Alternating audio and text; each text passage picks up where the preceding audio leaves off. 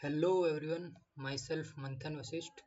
सो आज हम लोग स्टार्ट करने वाले हैं ऑपरेटिंग सिस्टम चैप्टर नंबर 1। और ऑपरेटिंग सिस्टम ये है फोर्थ सेम का और इसका सब्जेक्ट कोड है 3140702। सो चैप्टर नंबर 1 के अंदर सबसे पहले अपन देख लेते हैं कुछ आईएमपी टॉपिक्स, जो कि है computer system overview, then interrupt, cache memory, goal and structures of operating system as a user interface and resource manager, system call, type of operating system, operating systems as services और operating system structure, simple, layered, फिर colonel में दो types of colonel होंगे, monolithic and micro kernel, और उनके बीच का differences. और आप अगर चाहो तो ये नोट्स मुझसे परचेज कर सकते हो, मुझसे कांटेक्ट करके। सो फर्स्ट ऑफ ऑल अपन चलते हैं पहले नंबर के अपने इम्पोर्टेंट टॉपिक के ऊपर, जो है कंप्यूटर सिस्टम ओवरव्यू। अब कंप्यूटर सिस्टम ओवरव्यू होता क्या है एक्चुअल में, अगर आप यहाँ पे ये देखो ना तो ये सेम आपको दर्शन में भी मिल जाएगा।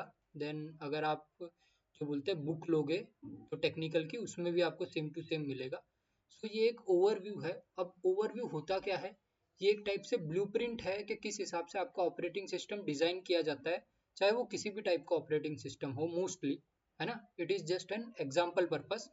सो आपके पास यहाँ पे एक बस कंट्रोलर होगा, जिसको आप इन शॉर्ट कह सकते हो कि मदरबोर्ड भी हो सकता है वो, या तो फिर कोई भी एक टाइप का एम्बेडेड सिस्टम में जाओगे तो ब्रेड बोर्ड बोलेंगे अपन उसको, जिसके ऊपर अपने सारे कंपोनेंट जो बोलते हैं टक किए जाते हैं, जिसके थ्रू अपने को एक पर्टिकुलर जो बोलते हैं स्मूथ एंड है ना, एक बोलते हैं ना कि कांस्टेंट आउटपुट मिलता है।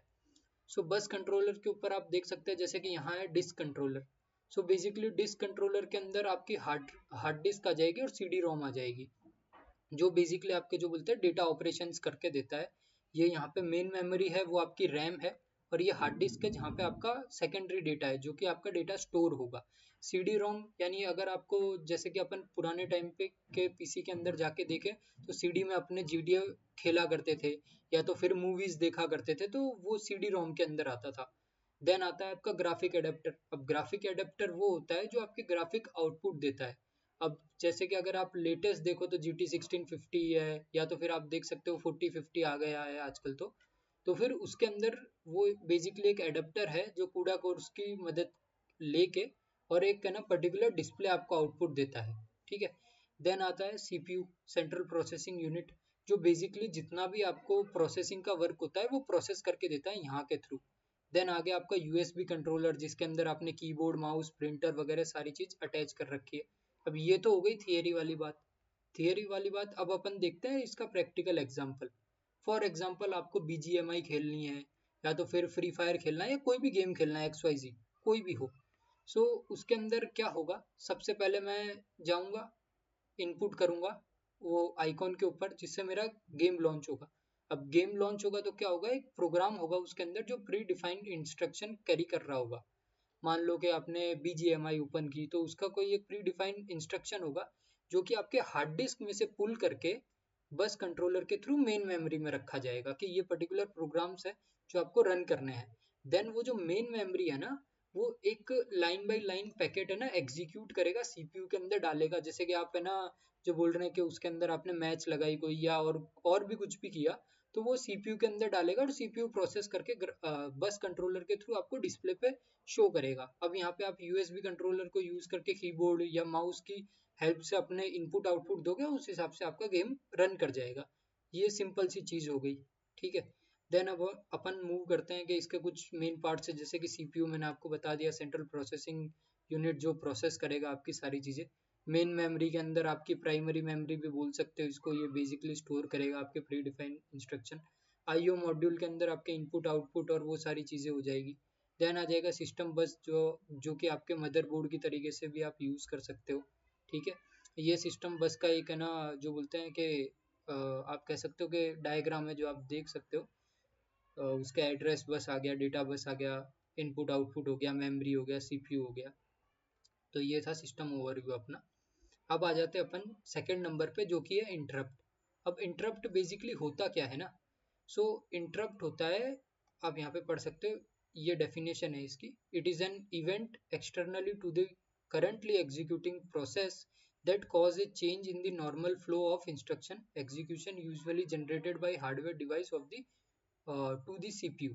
ठीक है। सो बेसिकली क्या होगा ना, इंटरप्ट का मतलब होता है छोटा सा प्रोसेस क्रिएट किया जाता है, जो आपका सीपीयू कोई चीज एग्जीक्यूट कर रहा होगा ना, तो उसके बीच में इंटरप्शन करते हैं। अपने बोल रहे हैं ना कि क्लास में बैठा है ये इंटरप्ट कर रहा है या वो कर रहा है, तो बेसिकली सीपीयू में भी वैसा ही होता है।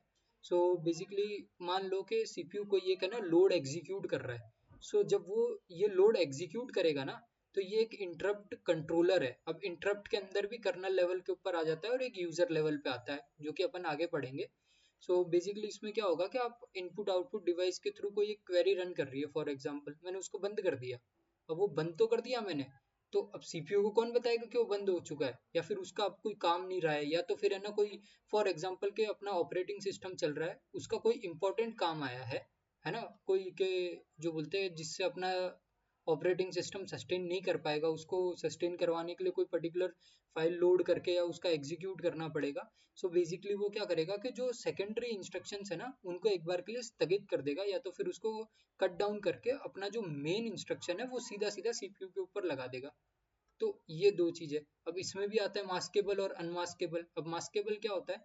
मास्केबल ये होता है कि these are the interrupt that can be enable और डिसेबल बाय सीपीयू। तो ये यूजर लेवल इंटरप्ट्स होते हैं, मतलब कोई यूजर प्रोग्राम है, फॉर एग्जांपल मैं गेम खेल रहा हूँ, अचानक से कोई आ गया तो मैंने गेम बंद कर दी, तो वो क्या हो गया? मास्केबल हो गया। अब अनमास्केबल इंटरप्ट क्या होता है? अनमास्केबल यानी वो क्रिटिकल चीजें आ गई। फॉर एग्जांपल कि भाई मैं कोई है ना, ऐसा समझो कि मैं कोई ऐसा ऑपरेटिंग सिस्टम का वर्क कर रहा हूँ, इंपॉर्टेंट वर्क कर रहा हूँ, जो कि है ना मतलब कंपलसरी के होना ही होना है। जैसे अब अपने विंडोज यूज करते हैं, मोस्टली लोग विंडोज यूज करते हैं। तो विंडोज का मैं एक एग्जांपल देता हूँ कि मान लो कि मैं विंडोज चला रहा हूँ, सडनली कोई प्रॉब्लम आ गया, है ना, और प्रोग्राम इन रिस्पॉन्सिव आ जाता है। तो वो क्यों आ जाता है भाई? उसने मेन अपने ऑपरेटिंग सिस्टम को सस्टेन कराने के लिए उस प्रोसेस को हटा के ऑपरेटिंग सिस्टम वाली प्रोसेस डाल दी है, क्योंकि उसके पास रैम कम पड़ गई थी या उसके पास रिसोर्सेज की कमी हो गई थी। इसके लिए वो अनमास्केबल हो गया, क्योंकि अगर वो प्रोसेस एग्जीक्यूट नहीं होता तो आपका ऑपरेटिंग सिस्टम आगे चलता ही नहीं।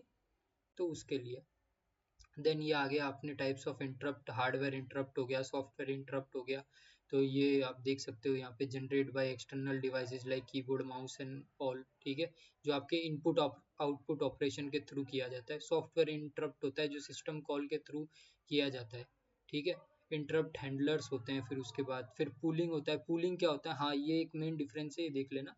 पूलिंग और इंटरप्ट के बीच का डिफरेंस ये है कि पूलिंग यानी जब क्या होता है ना कि एक शॉर्ट पीरियड ऑफ टाइम के अंदर बार बार है ना सीपीयू सारी चीजें चेक करता है कि आपका मान लो कीबोर्ड सही है, ये सही है, इससे इनपुट प्रॉपर आ रहा है या नहीं आ रहा, वो चीज है। इंटरप्ट क्या है? Device notifies the CPU when they need attention.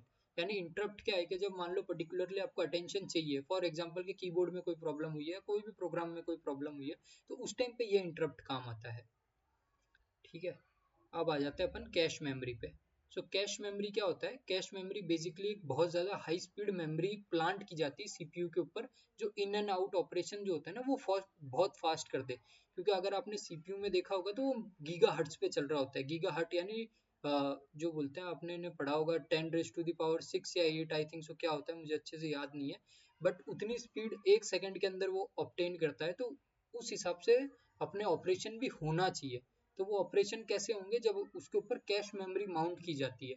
So basically cache memory का काम क्या होता है कि वो जो प्री लोड आउट जो पैकेज अपने ने बना रखे थे ना, वो फटाफट फटाफट सीपीयू के अंदर डालता रहता है, जिससे है ना वो सारी चीज एग्जीक्यूट होती जाए। तो अब अपने इसकी डेफिनेशन पढ़ लेते हैं। Cache memory is a high speed memory that is located close to the CPU, that store frequently access data in instruction for the faster processing. जैसा कि मैंने ऊपर बोला था। अब यहाँ पे आप देख लेना कि इसका है ना कुछ पर्पस क्या है। It reduce the time taken to access data from the main memory, improve overall system performance. So basically ना क्या, सीपीयू बहुत ज़्यादा हाई स्पीड पे चलता है, और जो रैम है ना अपनी, वो थोड़ी लो स्पीड पे है। इवन दो वो सेकेंडरी स्टोरेज से काफ़ी ज़्यादा हाई स्पीड पे है, बट वो है ना सीपीयू की स्पीड को अटेन नहीं कर सकती। और वो है ना, क्योंकि उसको ज़्यादा अपन को रैम ज़्यादा चाहिए होती है बेसिकली। और सीपीयू के ऊपर जो कैश मेमोरी होती है ना, वो केबीज में आती है बेसिकली, ठीक है, अभी के हिसाब से बता रहा हूँ मैं। सो कैश मेमोरी के तीन पार्ट होते हैं, L1 L2 L3, ठीक है। सो यहाँ पे आप स्ट्रक्चर देख सकते हैं कि L1 L2 L3 का किस हिसाब से है। तो L1 के बाद L2, फिर L3, फिर रैम और फिर हार्ड डिस्क, ठीक है। एल रिप्रेजेंट करता है level. So basically level 1, level 2, level 3 की कैश मेमोरी होती है। सो लेवल 1 होती है जो सीपीयू के ऊपर होती है, लेवल 2 होती है जो सीपीयू से थोड़ी सी दूर होती है, एंड लेवल 3 जो होती है वो बेसिकली मदरबोर्ड के ऊपर आपके एम्बेडेड होती है। देन इसकी मैपिंग टेक्निक्स देख लेते हैं कुछ। तो एक होती है डायरेक्ट मैपिंग।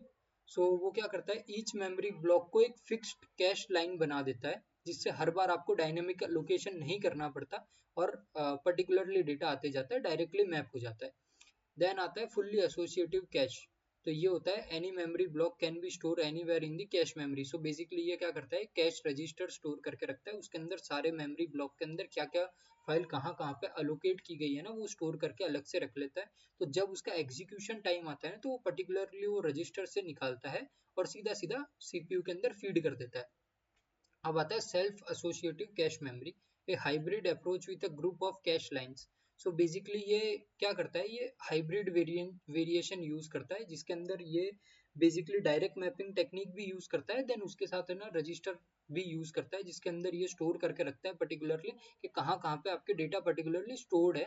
देन जब उसको चाहिए होता है तो वो एक क्लस्टर में स्टोर होते हैं, सीधे निकाल के वो सीपीयू में फीड कर देता है। अब अपने इसके कुछ एग्जाम्पल देख लेते हैं। जैसे कि एग्जाम्पल है वेब ब्राउजर। वेब ब्राउजर क्या करता है, जैसे कि अपन ने जो फ्रीक्वेंटली वेबसाइट्स यूज की है, जैसे कि फॉर एग्जांपल मैं जीटीयू का कुछ यूज कर रहा हूँ, तो जैसे ही मैं जीटीयू लिखूंगा, फ्रीक्वेंटली टाइप करके ओके करूंगा या फिर एंटर करूंगा, तो वहाँ पे जीटीयू की जो वेबसाइट है वो पर्टिकुलरली उसका ना पर्पल कलर हो गया होगा। वो क्यों हो जाता है, क्योंकि उसने स्टोर कर रखा है उसके अंदर वहाँ पे कुकीज के थ्रू और इन सब के थ्रू। देन उसके बाद आता है CPU cash. So basically CPU cash, जैसा कि मैंने आपको अभी बताया कि वो स्टोर वगैरह करके रखता है। देन डिस्क के अंदर आपका आ जाता है कि जो डेटा मेन अभी आपको पुल करके रैम में डालना है, तो वो बेसिकली डिस्क में भी एक मेमोरी लगा रखी है, जिसके थ्रू वो डायरेक्टली रैम के अंदर फीड कर देता है, जिसके थ्रू अपना जो प्रोसेसिंग होता है उसके अंदर बॉटलनेक नहीं देखने मिलता अपन को। ठीक ठीक है। सो अब अपने देख लेते हैं goal structure of operating system. So operating system is a program that controls the execution of the application program. It is an interface between application and hardware. So जैसा कि मैंने आपको पहले बताया था कि ये बेसिकली हार्डवेयर और सॉफ्टवेयर के बीच की एक लेयर है, जो बेसिकली यूजर को प्रोवाइड करती है इंटरेक्शन करने के लिए सॉफ्टवेयर और हार्डवेयर के दोनों के बीच में। सो ये एक है ना मिडवेयर अपन बोल सकते हैं इसको। सो इसके मेजर डिज़ाइन गोल्स क्या है, efficient use of computer system. So अपना रिसोर्सेज जो है वो ख़राब नहीं होने चाहिए, इस हिसाब से ऑपरेटिंग सिस्टम को डिज़ाइन करना चाहिए। यूज़र कन्वीनियंस, सो यूज़र को ऐसा नहीं हो कि कुछ फंक्शंस इस हिसाब के दे दिए गए हों कि यूज़र उसको पर्टिकुलरली यूज़ ही नहीं कर, है ना। देन आता है ability to evolve. Ability to evolve क्या होता है कि जैसे अपन के पास विंडोज 10 था, तो विंडोज 10 के अंदर अपडेट्स आते थे कि 21H4 24 ऐसा कुछ अजीब सा एक वेरिएंट निकाल देते थे ना। तो वो इसके लिए था क्योंकि वो उसकी एबिलिटी थी इवॉल्व करने की, वो अपन है ना उसके अंदर कुछ अपडेट्स ला सकते हैं, कुछ एक्स्ट्रा चीजें कर सकते हैं। तो वो एकदम जो बोलते हैं ना कि ऑपरेटिंग सिस्टम एकदम रिजिड भी नहीं होना चाहिए कि अपने उसमें कुछ एड ऑन ना कर सके। देन ये पॉइंट आ जाता है operating system consumes some resources during his own operation. ठीक है। तो जैसा कि मैंने आपको बताया था कि इंटरप्ट में बताया था, हाँ, इंटरप्ट के अंदर जैसे ऑपरेटिंग सिस्टम चलता है तो वो भी खुद की कुछ मेमोरी कंज्यूम करता है, कुछ सीपीयू कंज्यूम करता है, कुछ बेसिक प्रोसेसेस कंटिन्यूस चलते हैं, जैसे कि आप देख सकते हो क्लॉक चल रहा है और भी बहुत सारी चीज़ें चल रही हैं, तो वो उस चीज़ के लिए यूज़ होता है। देन आता है the user should be able to understand the system and also it can be easy to use. So अभी जैसे के ऊपर बताया था सेकंड पॉइंट के अंदर कि वो इजी टू यूज होना चाहिए, यूजर को समझ में आना चाहिए, और काफ़ी जो बोलते हैं ना कि इंटरेक्टिव चीज़ें होनी चाहिए, ऐसा नहीं कि यूजर को पर्टिकुलरली एक एक फंक्शन के लिए कहीं और जाना पड़ रहा है। देन फिर आ जाता है if the OS can not allocate the resources और can over allocate it in case the problem to the system. So ऐसा नहीं होना चाहिए कि ऑपरेटिंग सिस्टम को कोई भी चीज़ अलोकेट कर ही नहीं पा रहा ऑपरेटिंग सिस्टम, या कर दे रहा है तो बहुत ही ज़्यादा अलोकेट कर दे रहा है कि जहाँ पर्टिकुलरली 1 GB रैम की रिक्वायरमेंट्स थी वहाँ मैंने है ना 5 GB दे दी, और जहाँ मुझे है ना 2 GB की ज़रूरत थी वहाँ मैंने 1.5 GB दी, तो वो नहीं वर्क करेगा ना, प्रोग्राम वो क्रैश कर जाएगा और ये ओवरफीड करेगा। बेसिकली वो चीज़ है, ये मेन पॉइंट्स है, ये आप मेरे नोट्स में से पढ़ सकते हो। देन अपन चलते हैं सेकंड नंबर के पॉइंट के ऊपर, जो कि है operating system as a user interface. So operating system एक यूजर के इंटरफेस के हिसाब से किस हिसाब का दिखेगा आपको बेसिकली। सो यहाँ पे पढ़ते हैं, computer system consist of software and hardware to solve specific problems. जैसे कि सॉफ्टवेयर के अंदर और हार्डवेयर को मर्ज करके ऑपरेटिंग सिस्टम एक स्पेसिफिक प्रॉब्लम को सॉल्व करने के लिए, या तो फिर अपन कह सकते हैं कि एक टाइप से इस हिसाब का आउटपुट देने के लिए डिजाइन हो कि अपन को फॉर एग्जांपल के वर्ड में कोई काम कर रहा है तो वो सारी चीजें वो कर सके, या कोई भी एक्स वाई जेड कोई भी ऑपरेशन जो कि अपने को रिक्वायर्ड हो। सेकंड पॉइंट आ जाता है कि operating system is a subset of this system software interact directly with the hardware to provide an interface.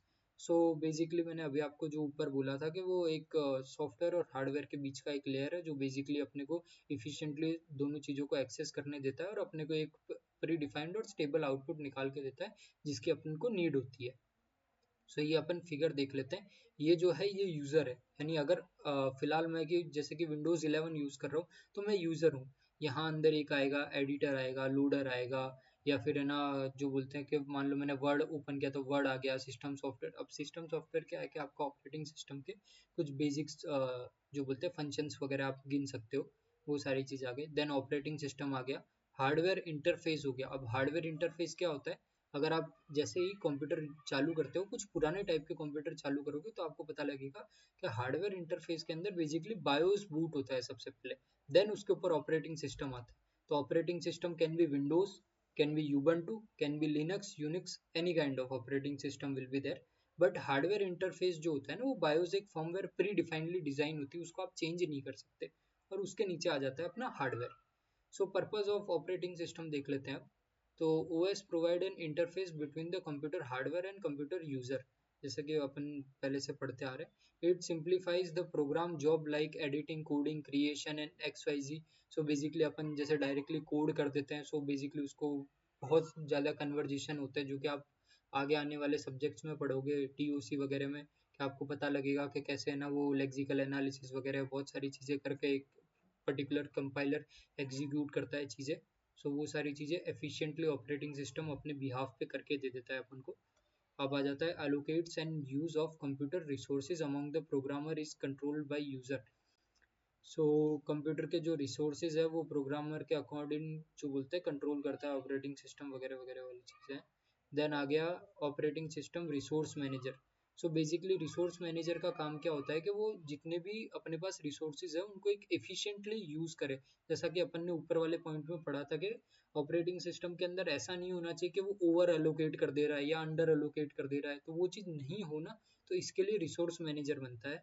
सो यहाँ डिफाइन पढ़ लेते हैं। Computer is a set of records, these resources provide various function to the users. हो गई जैसे कि operating system अपने को बेसिक जो फंक्शंस वगैरह प्रोवाइड करता है, functions like data movement, storing of data and program operation. So like ना अपन ने कोई चीज़ सेव की है या फिर है ना कोई नया अपन गेम खेल रहे हैं तो गेम भी एक्सपांड होती जाती है धीरे धीरे। जैसे कि GTA 5 में खेल रहा हूँ तो स्टार्टिंग के अंदर वो कुछ 50-55 GB समथिंग का कुछ होता है, मुझे एग्जैक्टली याद नहीं। देन वो एक्सपांड हो के अप टू 100 GB चला जाता है।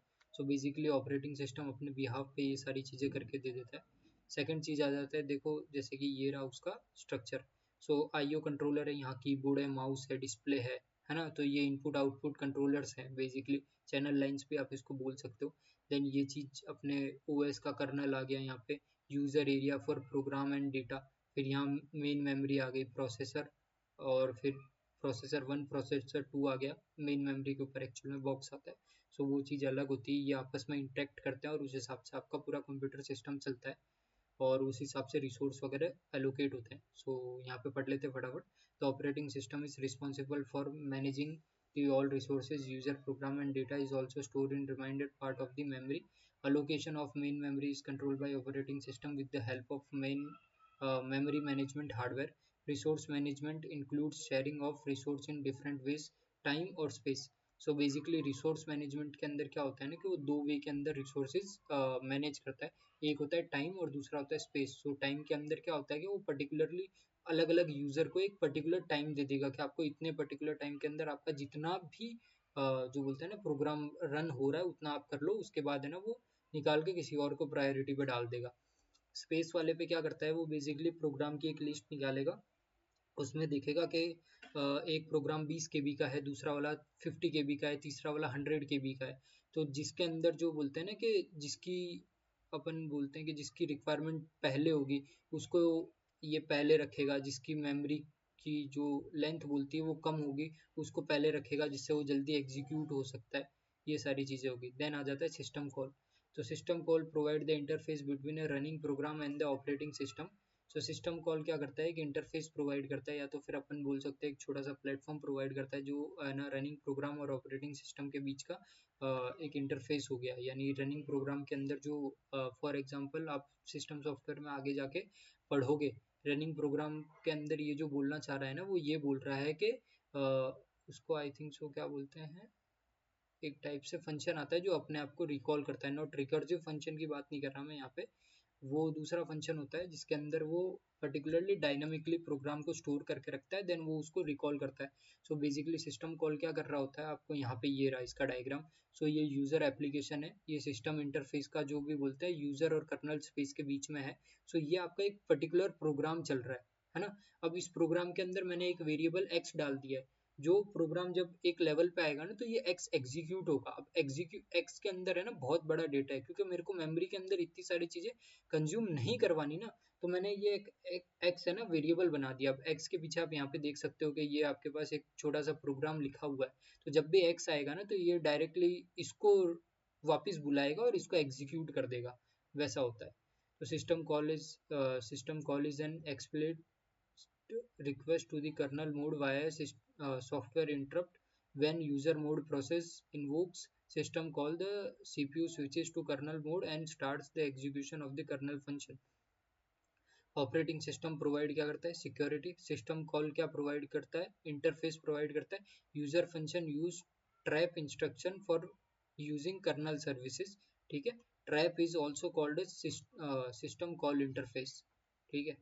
सो बेसिकली अपने को ऑपरेटिंग सिस्टम है ना, वो एक टाइप से सर्विस प्रोवाइड कर रहा है, वो एक टाइप से मीडिएटर है जो अपने को सारी चीज अवेलेबल करवा रहा है। देन सिस्टम कॉल क्या है, एक इंटरफेस उसके बीच का बन रहा है। देन है ना जो बोलते हैं यूजर फंक्शन है ना, वो ट्रैप के अंदर इंस्ट्रक्शंस पास ऑन करता है। और ट्रैप भी क्या है, एक सिस्टम कॉल का एक इंटरफेस है। यानी बेसिकली ये फ्लुएंटली दोनों के बीच में कम्युनिकेट करवा रहा है। अब इसका क्लासिफिकेशन क्या हो गया, classification of system call. So ये बेसिकली सिस्टम कॉल काम आता है file management, process management, inter process management, input output device management. Types of operating system. So अपन आगे मूव करते हैं टाइप्स ऑफ ऑपरेटिंग सिस्टम में। So there are 5 types of operating system is there. So पहला है single user, दूसरा है multi user, तीसरा है multitasking, fourth one is multi processing and multi threading. So आप यहाँ पे देख सकते हैं मोबाइल ऑपरेटिंग सिस्टम के कुछ example, Android, Linux, Windows mobile और रिम रास्पबेरी, ब्लैकबेरी का सॉरी। सो यहाँ पे अपन देख लेते हैं बैच ऑपरेटिंग सिस्टम। तो batch system process a collection of job called batch. Batch is a sequence of user job. Job is a predefined sequence of command program and the data. So basically क्या होता है ना कि batch system के अंदर ये बहुत time बहुत पहले का ऑपरेटिंग सिस्टम है। सो ये सिंगल यूजर ऑपरेटिंग सिस्टम के अंदर आ जाता है। एक ही सेकंड, हाँ सिंगल यूजर ऑपरेटिंग सिस्टम में आता है। आप यहाँ पे इसका ना डायग्राम देख सकते हो। तो क्या होता था पहले के टाइम पे कि जो मैथमेटिकल कैलकुलेशन वगैरह के लिए यूज़ किया जाता था। सो जैसे यूज़र वन ने एक जॉब दिया, यूज़र टू ने, यूज़र थ्री ने, ऐसे करके 5 यूज़र ने एक जॉब क्रिएट करके दिया है। यानी जॉब का मतलब बेसिकली क्या होता है कि एक pre defined set of task या इंस्ट्रक्शन जो सीपीयू के अंदर जैसे ही आप डालोगे वैसे ही वो आपको परफॉर्म करके एक आउटपुट प्रोवाइड करवा देगा। सो अब क्या होता था पहले के टाइम पे अपने, अभी तो कैसा है कि सारी चीज़ ऑटोमेशन पे चली गई है, बट पहले के टाइम पे इतना ऑटोमेशन नहीं था। तो एक ऑपरेटर बैठता था कंप्यूटर पे जो उन सारे जॉब को कंबाइन करके बैच बनाया करता था। सो बेसिकली बैच वन के अंदर पर्टिकुलरली कोई चीज़ आ गई, बैच टू के अंदर कोई और प्रोग्राम्स आ गए, बैच थ्री के अंदर और कोई प्रोग्राम आ गए। देन वो चीज़ कंप्यूटर में फीड की जाती थी और फिर वो आपको एक आउटपुट निकाल के देता था पर्टिकुलरली, ठीक है। सो अब इसके कुछ एडवांटेजेस देख लेते हैं। Move much of the work of the operator to the computer, increase performance since it was possible for job to start as soon as the previous job finished। So basically ना इसके अंदर कोई भी type का memory allocation वगैरह कुछ नहीं हुआ करता था। एक बैच सेट कर दी जाती थी कि batch one, batch two, batch three. तो जब तक बैच वन कंप्लीट नहीं होगा ना, ये बैच टू को अंदर नहीं जाने देगा, ये टाइम वगैरह कोई चीज़ नहीं देखेगा। बैच वन जब तक कंप्लीट नहीं होगी जब तक बैच टू नहीं जाएगी, ठीक है। सो ये बेसिकली बहुत एकदम अंडर लेवल का मैनुअल सिस्टम हुआ करता था। देन इसके डिसएडवांटेजेस कुछ अपने देख लेते हैं। Turn around time can be larger from user stand point. Basically जैसा मैंने बोला कि बैच वन अगर काफ़ी ज़्यादा लेंदी हुई तो फिर इसको है ना मेन टाइम तो उसमें ही एग्जीक्यूट करने में चला जाता था, और अगर इनफाइनाइट लूप के अंदर कहीं चला गया, जैसे कि आज अपने कोड करते हैं या कोई भी करते हैं तो अपन को एरर पता लग जाता है, पहले के टाइम पे ये पता नहीं लगता था। तो अगर बैच के अंदर कोई वर्क डाला है या कोई मैथमेटिकल फंक्शन डाला है जिसके अंदर कोई टाइप से एरर है, तो वो इनफाइनाइट लूप के अंदर चला जाता था और फिर उसका एक स्टैंड अराउंड जो टाइम होता था वो बहुत ज़्यादा लार्ज हो जाता था। Program debugging is difficult, as we know कि आजकल के कंपाइलर अपन को पिन पॉइंट एक्यूरेट बता देते हैं कि कहाँ पे क्या एरर है, पहले नहीं पता लगता था, सो डीबगिंग बहुत ज़्यादा प्रॉब्लमेटिक हो जाती थी। There was possible of entering job in infinite loop as I say, ठीक है। A job could be corrupt the monitor that affect pending work। सो इसके अंदर मॉनिटर यानी ये सीपीयू की बात कर रहा है, बेसिकली उस टाइम पे मॉनिटर हुआ करते थे। तो यहाँ पे देख लो, batch monitor is use to implement batch processing system, ठीक है। और ये पॉइंट रह गया, due to lack of protection schema one batch job can affect pending jobs. So basically आजकल क्या होता है कि वर्चुअल एनवायरनमेंट के अंदर डाला जाता है जिससे है ना दूसरा स्कीमा जो बोलते हैं ना वो इफेक्ट ना हो और अपना जो प्राइवेसी और सिक्योरिटी मेंटेन रहे। बट पहले के टाइम पे ये चीज़ नहीं होती थी, तो अगर एक जॉब के अंदर वेरिएबल किसी दूसरे के साथ कंबाइन करता होगा ना, तो वो चीज़ उसके साथ है ना कंबाइन हो जाएगी और एरर क्रिएट करेगी। Multi programming operating system. So multi programming operating system में क्या होता है कि CPU remains idle in batch system at any time, either CPU और IO devices was idle in batch system to keep CPU busy, more than one program must be loaded for execution in increasing the CPU utilization. So multiple program increase CPU utilization. So multi programming operating system में basically क्या होता था कि इससे पहले जैसे कि अपन ने बैच ऑपरेटिंग सिस्टम में देखा, तो बैच ऑपरेटिंग सिस्टम में अपने मेन प्रॉब्लम ये आती थी कि अगर आपने कोई प्रोग्राम का एक पर्टिकुलर लोड आउट डाल दिया, तो जब वो लोड आउट फिनिश हो जाएगा तो उसके बाद है ना सीपीयू आइडियल पड़ा रहता था, तो वो चीज़ ना हो और एफिशिएंसी निकले, इसके लिए मल्टी प्रोग्रामिंग ऑपरेटिंग सिस्टम बनाया गया, जो कि कुछ इस टाइप का होता है। जैसा कि आप देख सकते हो कि ऑपरेटिंग सिस्टम का कर्नल है, उसके ऊपर प्रोग्राम 1 2 3 4 5 और ये कुछ बीच में फ्री स्पेस आ गया, आई थिंक सो रिमूव कर लिया होगा या और कुछ होगा। तो उसके कारण इस तरीके से एक के ऊपर एक प्रोग्राम रखे जाते थे जिससे सीपीयू आइडल टाइम है ना ना जाए ज़्यादा। So multi programming operating system divides the transit are to store the multiple programs to provide resources management to the operating system, ठीक है, मैंने जैसा कि ऊपर बोला। सो ये उसका एक स्ट्रक्चर है जिसके अंदर आप देख सकते हो कि सीपीयू है, इसमें अरिथमेटिकल लॉजिकल यूनिट है और कैश मेमोरी है, ठीक है। और ये ऑपरेटिंग सिस्टम का कर्नल वगैरह, तो ये प्रोग्राम्स आते जा रहे हैं और इनपुट आउटपुट ऑपरेशन के थ्रू, हार्डवेयर के थ्रू इनपुट भी ले रहा है और आउटपुट भी निकाल के दे रहा है। सो बेसिकली ये देख रहा है कि सीपीयू स्केड्यूल कर रहा है एक एक प्रोसेस को। तो आप यहाँ पे देख सकते हो, memory management is also required to manage the memory of for the process, ठीक है। तो मैंने जैसा कि आपको समझाया कि प्रोग्राम्स की एक है ना पर्टिकुलरली इसने लिस्ट बना के रख रखी है, जिसके अंदर प्रोग्राम 1 एग्जीक्यूट हो गया, यहाँ पे 2 एग्जीक्यूट हो गया, नाउ ये थर्ड के ऊपर आया है और जो फोर्थ वाला प्रोग्राम है वो इसके लिए वेटिंग कर रहा है। सो इसमें बेसिकली क्या होता है ना कि स्टारवेशन क्रिएट नहीं होता। स्टारवेशन का मतलब होता है कि एक प्रोसेस चालू करके रख दी, देन उसका है ना आपने इतना टाइम तक जो बोलते हैं ना कि वेट करवाया रिसोर्सेज के लिए, कि अब वो प्रोसेस को मतलब जो रनिंग टाइम जो एक आइडियल आता है उससे काफ़ी ज़्यादा आ रहा है, सो उसको स्टारवेशन कहते हैं, ठीक है। देन आ गया इसका यूटिल एडवांटेज, इसमें क्या आ गया, CPU utilisation is high, it increase the degree of multi programming. Disadvantages इसमें ये है कि सीपीयू स्केड्यूलिंग रिक्वायर होती है।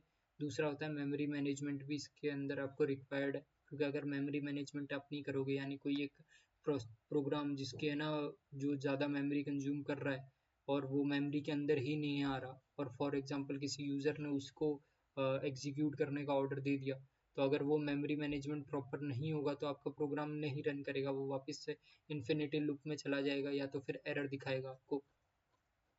देन उसके बाद आता है मल्टीटास्किंग। सो मल्टीटास्किंग ऑपरेटिंग सिस्टम जो होता है वो एक टाइम पे काफ़ी ज़्यादा जो बोलते हैं ना टास्क परफॉर्म कर सकते हैं। जैसे कि आप देख लो, ये ऑपरेटिंग सिस्टम है, इसके ऊपर सीपीयू है। सो यहाँ पे आपने एक्सेल सीट भी यूज़ कर रहे हो, वेब ब्राउज़र यूज़ कर रहे हो, डेटाबेस के अंदर अपडेशन कर रहे हो, प्रोग्राम शॉर्टिंग कर रहे हो, और ये सारी चीज़ें आप जो कर रहे हो तो ये मल्टीपल टास्क एक टाइम के ऊपर एग्जीक्यूट करवा सकता है। इसकी कैपेबिलिटी इतनी होती है। सो बेसिकली ये क्या करेगा, मेन मेमोरी के अंदर जो भी लोड आउट्स होते हैं आपके एक्सेल सीट का, मान लो प्रोग्राम के प्री डिफाइंड लोड आउट्स है तो उसको फटाफट डायनेमिकली अलोकेट करता रहेगा। अगर मेमोरी कम है, मेमोरी ज़्यादा है तो स्टैटिकली अलोकेट भी कर सकता है। देन आप नीचे जाके देख सकते हैं, ये multitasking operating system support input output operation simultaneously for more than one task without interrupt. So बिना इंटरप्ट डाले, या फिर जो बोलते हैं ना बेसिकली एक प्रोसेस को बिना स्थगित किए ये और भी प्रोसेसेस एक साथ के अंदर रन कर सकता है। अब इसके एडवांटेजेस क्या है, ये प्रोडक्टिविटी इंक्रीज करता है, एफिशिएंट टाइम मैनेजमेंट करता है, साइमल्टेनियसली रिड्यूस बोर्डम। ठीक है, सो आपको बेसिकली बार बार जाके एक एक है ना प्रोग्राम को बंद करके दूसरा लोड नहीं करना पड़ेगा। सो वो बोर्डम हट जाती है, आप साइमल्टेनियसली यूज़ कर सकते हो। और ये डायनेमिकली मेमोरी अलोकेट करके क्या करेगा कि फॉर एग्जांपल आप इस टाइम पे जो ऐप यूज़ कर रहे हो उसको ज़्यादा रैम चाहिए तो पुराना वाला जो डेटा है उसको सेव करके हार्ड डिस्क में मूव करवा देगा। इसके डिसएडवांटेजेस क्या है, रिड्यूस फोकस अटेंशन। सो बेसिकली ये एक प्रोग्राम के ऊपर अटेंशन नहीं रख सकता, और जो बोलते हैं ना पर्टिकुलरली एक चीज़ के ऊपर एक डिफाइंड नहीं है, इसको बहुत सारी चीज़ें करनी है वो है, तो उसके अंदर प्रॉपर आपको मैनेजमेंट चाहिए होता है। Decrease cognitive function, switching between app make laggy. जो जैसे कि मैंने आपको बताया ना, लैगी क्यों होगा, क्योंकि एक एक सिस्टम है वो ज़्यादा मेमोरी यूज़ कर रहा है, दूसरा वाला एक प्रोग्राम है ज़्यादा मेमोरी यूज़ कर रहा है, दूसरा वाला कम मेमोरी यूज़ कर रहा है। तो अगर आपने ज़्यादा मेमोरी वाला ले लिया प्रोग्राम आपकी मेमोरी में, सो दूसरा वाला पे उसको प्रोग्राम को उठा के वो हार्ड डिस्क में डाल देगा। तो अगर वो हार्ड डिस्क में डाल रहे हैं तो जब आप दूसरा प्रोग्राम वापस स्टार्ट करोगे ना, या फिर आप ऐप स्विच करते हो, अगर आपने बहुत पहले फ़ोन यूज़ किए होंगे जिनकी 512 MB रैम हुआ करती थी, तो जब आप उसके ऐप स्विच करते थे ना, तो बेसिकली वो क्या करता था, मेमोरी के अंदर से एक ऐप को उठाता था और दूसरे को वापस प्लेस करता था। तो जब आप वो पहले वाला ऐप खोलते थे ना तो वो स्टार्टिंग से स्टार्ट होता था। दैट मीन्स क्या होता था कि उसने सेव नहीं किया होता था। सो ये वो प्रॉब्लम है। दूसरा आ गया increase stress on operating system. So operating system को पर्टिकुलरली स्केड्यूल बहुत ज़्यादा करना पड़ेगा। अगर वो स्केड्यूल नहीं कर पाएगा ना, तो फिर है ना दोनों के बीच में लैगी तो होगा ही होगा, प्लस सिस्टम जो बोलते हैं उसी टाइम पे शट डाउन हो जाएगा, या तो फिर अपने बोल सकते हैं कि फिर आगे वर्क नहीं करेगा। सो ये अपना पार्ट 1 है इसका। इसका पार्ट 2 मैं स्टार्ट कर रहा हूँ थोड़ी देर के बाद।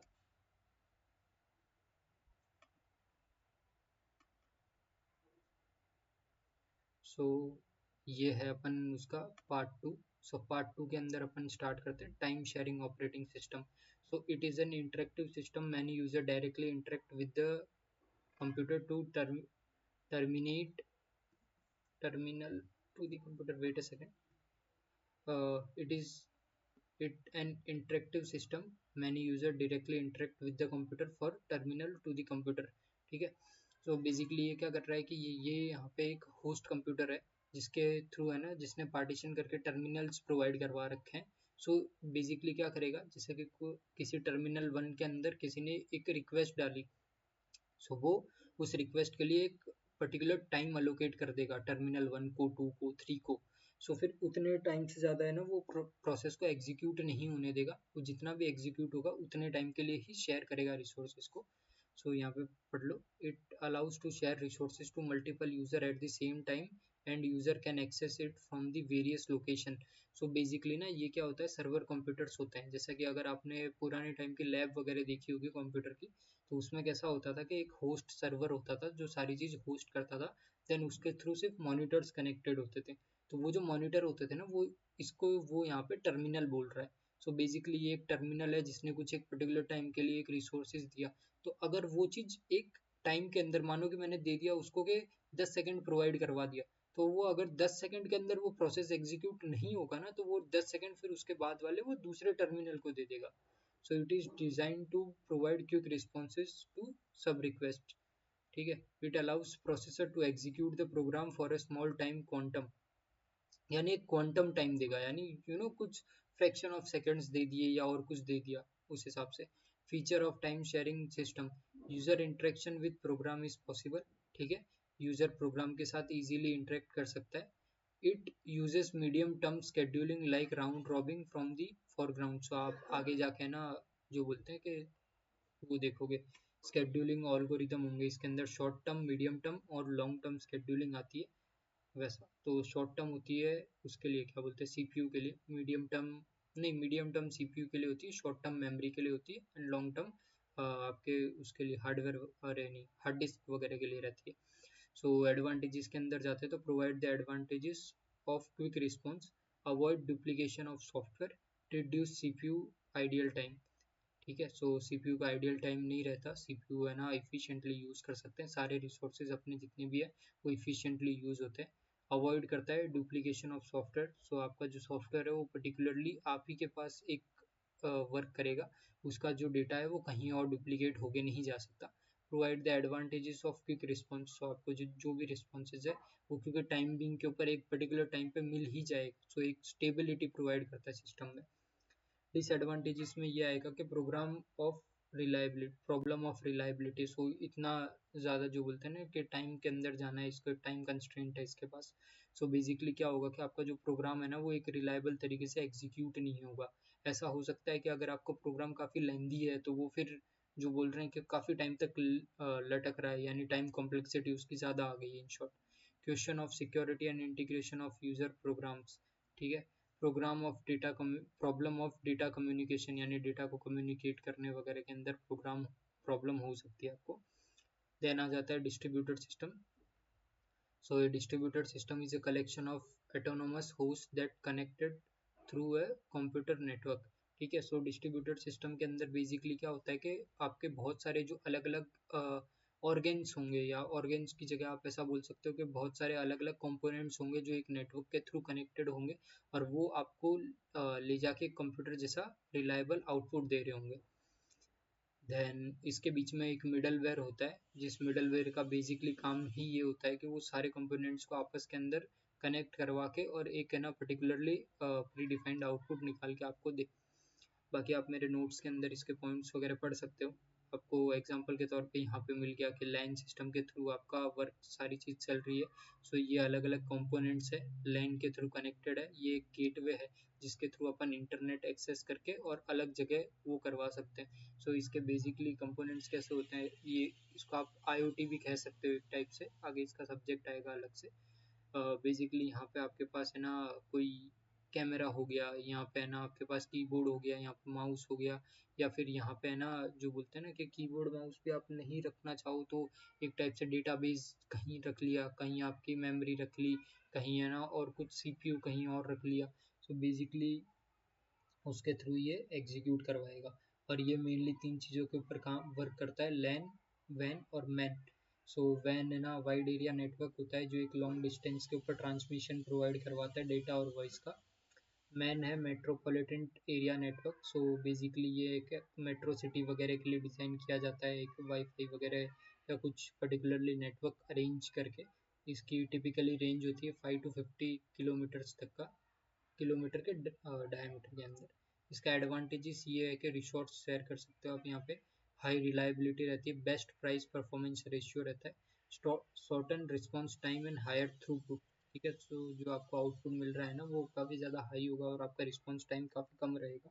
इंक्रीमेंटल ग्रोथ, सो आप इसके अंदर जो बोलते हो ना कि आप रिसोर्सेज वगैरह में इंक्रीमेंट वगैरह बहुत आसानी से कर सकते हो। इसका डिसएडवांटेजेस ये है कि इसका कोई सक्सेसफुल एप्लीकेशन अभी तक नहीं हुआ, hard to build as well as. Main चीज़ प्रॉब्लम इसमें ये आती है कि आपको नेटवर्क कनेक्टिविटी थ्रू आउट चाहिए होती है, और नेटवर्क कनेक्टिविटी यानी काफ़ी हाई रेट के ऊपर चाहिए रहती है। अगर वो कनेक्टिविटी आप प्रोवाइड भी कर लोगे ना तो भी मेन प्रॉब्लम ये आएगी कि डेटा जो ट्रांसमिशन के आपको काफ़ी ज़्यादा लैग मिलेंगे बेसिकली। सो दैट्स वाई ये प्रॉब्लम है। देन आता है क्लाइंट सर्वर कम्युनिकेशन इसके अंदर। सो क्लाइंट सर्वर कम्युनिकेशन का ये एक मॉडल है। ये बेसिकली कैसे काम करता है कि एक ये सर्वर है और क्लाइंट है। सो ये लोग रिक्वेस्ट रिस्पॉन्स मॉडल के ऊपर काम करते हैं। तो क्लाइंट को किसी चीज़ की रिक्वेस्ट करेगा एक्नॉलेजमेंट के साथ, और फिर रिस्पॉन्स उसका एक्नॉलेजमेंट के साथ आएगा सर्वर की तरफ से। सो फॉर एग्जांपल कि क्लाइंट ने है ना सर्वर को ऐसा बोल दिया कि आप मेरे को पर्टिकुलरली ये फाइल अरेंज करवा के दो, तो फिर है ना वो उसने एक रिक्वेस्ट वहाँ पे प्रोवाइड की, है ना, तो सर्वर आपको एक पर्टिकुलरली रिस्पॉन्स दे रहा है। ठीक है, सो इसका कुछ पढ़ सकते हैं, client can perform various operation like create, read, update and delete and all. ठीक है, क्लाइंट सर्वर इसके अंदर दो मेथड है, रिमोट मेथड इन्वोकेशन और रिमोट प्रोसीजर कॉल। तो रिमोट मेथड इन्वोकेशन जो होती है वो basically client send request invocation message. तो क्लाइंट जो रिक्वेस्ट कर रहा है ना वो रिमोट मेथड इन्वोकेशन है।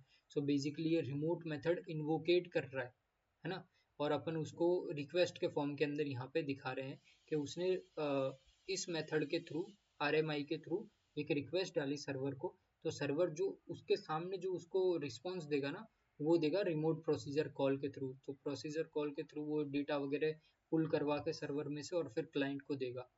इसके कुछ एडवांटेजेस ये है कि ये सिंपल टू इम्प्लीमेंट है, प्रोवाइड गुड सिक्योरिटी है, all files are stored in central location. So आपके ना फाइल को डिलीट वगैरह होने का कोई इतना ज़्यादा टेंशन नहीं होगा। देन डिसएडवांटेजेस ये है कि सिंगल पॉइंट ऑफ फेलियर, यानी अगर आपका सर्वर ही फेल हो जाता है तो आपको कोई आउटपुट नहीं मिलेगा, या फिर आपके मल्टीपल सर्वर है बट आपने डेटा अलग अलग रेड मॉडल के थ्रू स्टोर किया हुआ है, रेड 1 2 3 4 एक्सेट्रा जो कि आप आगे बढ़ोगे, सो उसके थ्रू अगर आपने स्टोर किया हुआ है, सो फिर it is hard to recover those datas from there. फिर दूसरा पॉइंट ये है, specialist network operating system is needed. So आपको एक है ना स्पेशल जो बोलते हैं ना, इसके लिए ऑपरेटिंग सिस्टम डिज़ाइन करके रखना पड़ेगा। दूसरी चीज़ आ जाती है इसके अंदर, peer to peer system. All process play similar rule, do not required a server processor interact without particular distinct difference distinction between client and server. So basically ये क्या होता है, एक large number of data object are shared, any individual computer hold only a small part of the application database. So basically यहाँ एक peer 1 है, या फिर अपने बोल सकते हैं कंप्यूटर 1 है, ये 2 है, ये 3 है, ये 4 है, तो सबने शेयर करके अपने अलग अलग जगह डेटा फाइल्स रख रखी है। सो जब भी है ना कोई भी, मान लो कि मुझे कोई और डेटा चाहिए होगा, सो बेसिकली ये लोग आपस के अंदर कम्युनिकेट करके वो डेटा प्रोवाइड करवा देंगे। सो इससे अपने रिसोर्सेज जो होते हैं वो कम यूज़ होते हैं और अपनी जो एफिशिएंसी आती है वो काफ़ी ज़्यादा आ जाती है। वैसे processing and communication loads for accessing to object are disturbed across many computer and access link. A group of computer connected together to combine their computing and processing ability to solve complex problems. जैसा कि मैंने आपको बताया था कि अलग अलग computer है वो एक टाइप से शेयर कर रहे हैं, तो जब भी किसी को कोई भी चीज़ की नीड होगी तो वो आपस में कनेक्ट, जो बोलते हैं ना कि रिक्वेस्ट रिस्पॉन्स मॉडल के थ्रू है ना डेटा गेन कर लेंगे। अब इसके कुछ प्रॉब्लम्स हैं। वो clever place individual object, cleverly placed. सो बेसिकली क्या होता है ना कि एक ब्लैकआउट बन जाता है अगर आपने जो डेटा है वो इस हिसाब से स्टोर किया है कि वो, मतलब जो बोलते हैं ना कि काफ़ी, इधर वो इंडेक्स से मिसिंग है या तो फिर और कहीं से मिसिंग है, तो वो आपको उसको फाइंड करना है ना, वो काफ़ी ज़्यादा हार्ड हो जाता है। और अगर हार्ड नहीं भी होगा ना, तो एक पीयर से दूसरे पीयर पे जाने के लिए उसका जो टाइम कॉम्प्लेक्सिटी वो इतनी ज़्यादा आ जाएगी कि आपको है ना उसके अंदर कोई भी, जो बोलते हैं ना कि मेन चीज़ आपको प्रॉब्लम फेस करनी पड़ेगी जब आप प्रोग्राम एग्जीक्यूट कर रहे होंगे। रिट्रीव द ऑब्जेक्ट, ठीक है। And the third one is maintaining potentially large number of replica, ठीक है। सो बेसिकली क्या होगा ना कि एक लार्ज नंबर का है ना सेम टू सेम सिस्टम की चीज़ रह जाएगी। So it is hard to understand कि कौन सी फाइल कहाँ पड़ी है या फिर कौन सी चीज़ कहाँ पर्टिकुलरली स्टोर कर रखी है। देन आ जाता है अपना ऑपरेटिंग सिस्टम एज सर्विसेज, या फिर ऑपरेटिंग सिस्टम कौन सी सर्विसेज प्रोवाइड करवाता है। तो operating system provide different types of services like program execution, input output operation, error detection, file dictionary operation, communication और ग्राफिक यूजर इंटरफेस, वो सारी चीज़ें आ गई। देन आ गया ओएस का स्ट्रक्चर। तो ओएस दो टाइप के होते हैं, सिंपल स्ट्रक्चर और लेयर्ड स्ट्रक्चर। सिंपल स्ट्रक्चर के अंदर जैसे कि आप देख सकते हो MS-DOS जो आता है फ्री ऑपरेटिंग सिस्टम है, इसका पर्टिकुलरली एक जो बोलते हैं ना कि प्री डिफाइंड स्ट्रक्चर है, ये ऑपरेटिंग सिस्टम उसी हिसाब से वर्क करेगा। या फिर आप इसको बोल सकते हो कि ये वर्चुअल सिस्टम नहीं है, ये डायरेक्टली उसके ऊपर है ना इंस्टॉल किया गया सिस्टम है। सो इसका एक पर्टिकुलरली हायरार्की होगी कि जिसके अंदर है ना यूज़र कर्नल स्पेस दोनों पर्टिकुलरली हार्डली बाउंड होके और डिवाइड की गई रहेगी, जिसके अंदर क्या होगा कि जो आगे आप जाओगे तो आपको पता लगेगा कि थ्रेड और प्रोसेस वगैरह भी कुछ चीज़ होती है। सो वो जो चीज़ें जब एग्जीक्यूट करने का टाइम आएगा ना, तो उस टाइम पे आपको थोड़ा कॉम्प्लिकेशन या तो फिर लैग फील हो सकता है। उसके बाद आता है it do not have execution mode like user and kernel. हाँ, सो इसमें क्या होता है ना कि यूज़र और कर्नल स्पेस होती है, बट यूज़र और कर्नल का जो बोलते हैं ना मोड नहीं होता एग्जीक्यूशन। यानी अगर आपने कोई भी प्रोग्राम यूज़र लेवल के ऊपर रख रखा है ना, तो वो यूज़र के थ्रू ही एग्जीक्यूट होगा, वो कर्नल स्पेस के अंदर भी जाएगा तो भी वो एक हायरार्की वगैरह मेंटेन करके काफ़ी जाता है। देन आ जाता है application program, system program, device driver. So ये क्या होगा ना, आपने अगर देखा हो किसी ने रास्पबेरी पाई अगर यूज़ किया हो ना, तो ये बेसिकली उस टाइप का सही कुछ सॉफ्टवेयर रहता है, पूरा टाइटली बाउंड वगैरह। देन आ जाता है लेयर्ड स्ट्रक्चर। तो लेयर्ड स्ट्रक्चर के अंदर क्या होता है कि कंप्यूटर हार्डवेयर के ऊपर virtual an number of layers लगा दिए जाते हैं। जैसा कि मैंने एक नेटवर्किंग लेयर रख लिया जिसके अंदर नेटवर्किंग का मेरा अलग वर्क चल रहा है, और इस टाइप से जो बोलते हैं ना कि यूज़र इंटरफेस के बाद अंदर अंदर अंदर अंदर लेयर्स आते जाते हैं। ये बेसिकली जो बोलते हैं कि हायर एंड पे जो कंपनीज वगैरह हैं वो सब लोग इसको यूज़ करती हैं। देन आ जाता है अपना colonel. The kernel is a software code that resides in the central core of the operating system. It has complex control over the system. Kernel do not interact with the user directly.